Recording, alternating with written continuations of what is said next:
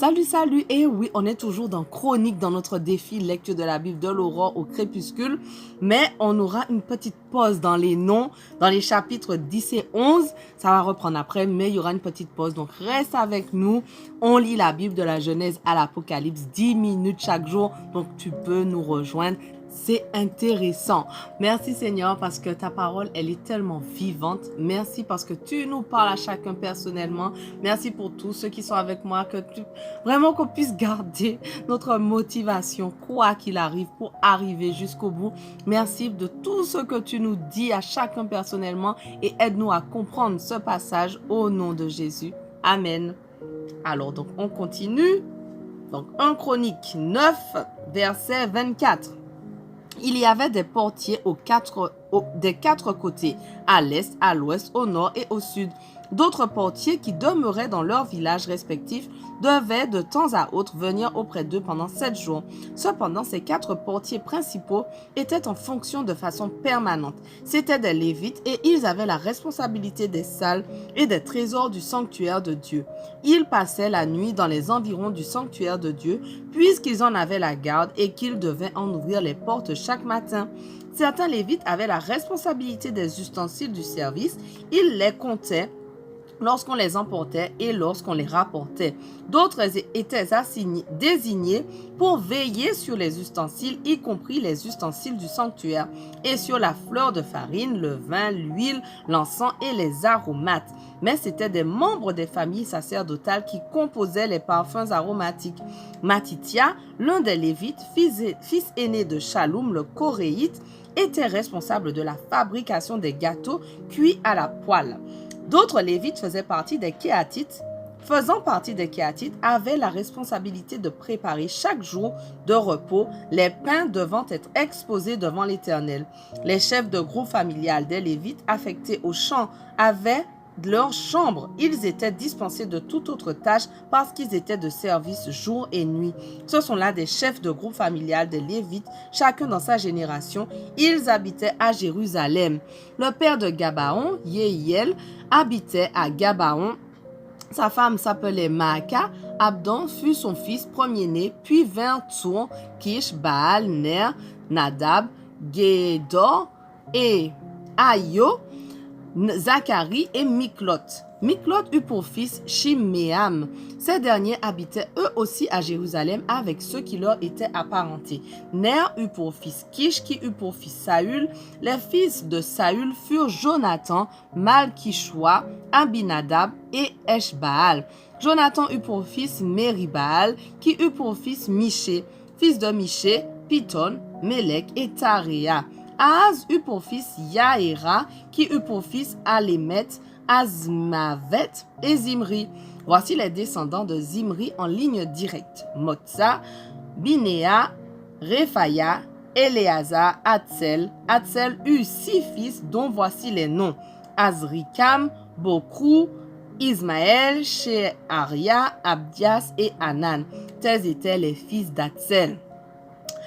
1 Chronique 10. Les Philistins attaquèrent Israël, les soldats israélites s'enfuirent devant eux et beaucoup d'entre eux furent tués sur le mont Gilboa. Les Philistins s'acharnèrent à poursuivre Saül et ses fils et ils tuèrent Jonathan, Abinadab et Malkishua, fils de Saül. Dès lors, tout leur combat se concentra sur Saül. Les archers le découvrirent et il en fut terrifié. Alors il ordonna à celui qui portait ses armes, « Dégaine ton épée et tue-moi pour que ces incirconcis ne viennent pas me faire subir leur outrage. » Mais celui-ci refusa car il tremblait de peur. Alors Saül prit lui-même l'épée et se jeta dessus. Quand l'écuyer vit que Saül était mort, il se jeta lui aussi sur l'arme et mourut. Ainsi périrent ensemble le même jour Saül, ses 3 fils et toute sa famille. Quand tous les hommes d'Israël qui habitaient la vallée virent que l'armée était en déroute et que Saül et ses fils étaient morts, ils abandonnèrent leur ville et prirent la fuite. Les Philistins allèrent s'y établir. Le lendemain, les Philistins vinrent sur le champ de bataille Pour détrousser les cadavres, ils découvrirent Saül et ses fils qui étaient tombés sur le mont Gilboa. Alors ils dépouillèrent Saül de son armure, emportèrent sa tête et ses armes, puis ils firent annoncer la nouvelle de leur triomphe à travers tout le pays des Philistins à leurs idoles et parmi la population. Ils déposèrent les armes dans le temple de leur Dieu et suspendirent son crâne dans le temple de Dagon. Lorsque tous les habitants de Yabesh en Galaad apprirent tout ce que les Philistins avaient fait à Saül, les hommes les plus vaillants se mirent en route. Ils enlevèrent le corps de Saül et celui de ses fils et ils les ramenèrent à Yabesh. Ils enterrèrent leurs ossements sous le tamaris de Yabesh, puis ils jeûnèrent pendant 7 jours. Saül mourut à cause de la désobéissance dont il s'était rendu coupable envers l'Éternel. Il n'avait pas respecté la parole de l'Éternel. Et de plus, il avait interrogé et consulté quelqu'un qui évoque les morts au lieu de consulter l'Éternel. L'Éternel le fit mourir et transféra la royauté à David, fils d'Isaïe. 1 Chronique 11. Tout Israël se rassembla auprès de David à Hébron pour lui dire « Voici, nous sommes de ta race et de ton sang. Autrefois déjà, même du temps où Saül était roi, c'est toi qui dirigeais les expéditions militaires d'Israël. Or, l'Éternel ton Dieu t'a promis que tu serais le berger d'Israël, son peuple, et que tu en deviendrais le chef. Ainsi, tous les responsables d'Israël vinrent retrouver le roi Hébron. Là, David conclut une alliance avec eux devant l'Éternel et ils lui conférèrent l'onction pour le faire roi d'Israël, conformément à ce qu'avait déclaré l'Éternel par l'intermédiaire de Samuel. David marcha avec tout Israël sur Jérusalem, qui s'appelait alors Yébous. La ville était occupée par les Yébousiens, habitants du pays. Ces gens déclarèrent à David, « Tu n'entreras pas ici. » Mais David s'empara de la forteresse de Sion, qu'on appelle la cité de David. David avait déclaré à ses hommes, « Le premier qui battra les Yébousiens, je le nommerai commandant en chef de l'armée. » Ce fut Joab, fils de Tserouïa, qui monta le premier à l'assaut et il devint chef de l'armée. David s'installa dans la forteresse. C'est pourquoi on l'a appelée la cité de David. Il agrandit la ville par des constructions tout autour, depuis les terrasses aménagées pour les cultures jusqu'aux murs d'enceinte, tandis que Joab restaurait le reste de la ville. David devint de plus en plus puissant et l'Éternel, le Seigneur des armées célestes, était avec lui.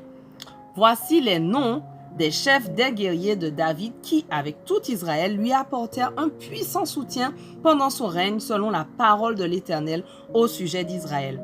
Voici donc la liste des plus vaillants guerriers de David. Yashobéam, descendant de Akmoni, était le chef du groupe des 3. C'est lui qui brandit son javelot contre 300 hommes et les tua tous au cours d'un seul combat. Le second était Éléazar, fils de Dodo Laonite. Il était l'un des 3 guerriers. Il accompagna David à Padammin, où les Philistins s'étaient rassemblés pour la bataille. Il y avait là un champ couvert d'orge. Les Israélites avaient pris la fuite devant les Philistins. Ils prirent position au milieu du champ, le libérèrent et frappèrent les Philistins. Ainsi l'Éternel accorda une victoire éclatante à Israël.